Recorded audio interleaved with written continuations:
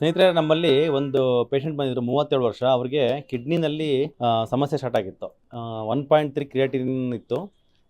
Back ಪೇನಿಗೆ treatment ಕೊಡುವಾಗ ತುಂಬ careful ಆಗಿ ನಾವು ಟ್ರೀಟ್ಮೆಂಟ್ ಮಾಡಿದ್ವಿ. ಅವ್ರಿಗೆ 30% ರಿಸಲ್ಟ್ ಬಂದಿದೆ. ಯಾಕಂದರೆ ಕೆಲವು ಸಪ್ಲಿಮೆಂಟೇಷನ್ಸ್ ಎಲ್ಲ ಅವಾಯ್ಡ್ ಮಾಡಿದ್ವಿ.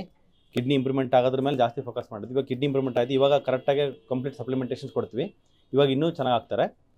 1.3 ಇರೋ ಕ್ರಿಯಾಟಿನ್ ಇವಾಗ ಜಸ್ಟ್ ಸಪ್ಲಿಮೆಂಟೇಷನ್ಗೆ ಮತ್ತು ಅವ್ರು ಮಾಡಿರ್ತಕ್ಕಂಥ ಡಯಟ್ಗೆ 1.04 ಬಂದಿದೆ. ಅಂದರೆ ನಾರ್ಮಲ್ ಲಿಮಿಟ್ ಆಗಿದೆ. 0.8 ಟು 1.2 ಬಂದು ನಾರ್ಮಲ್ ರೇಂಜ್ ಇರಬೇಕು. ಇವ್ರಿಗೆ 1.3 ಇತ್ತು, ಈಗ ಬಂದು 1.03 ಇದೆ. ಅಂದರೆ ಇಟ್ ಈಸ್ ನಾರ್ಮಲ್, ಕಂಪ್ಲೀಟಾಗಿ ನಾರ್ಮಲ್ ಆಗಿದೆ.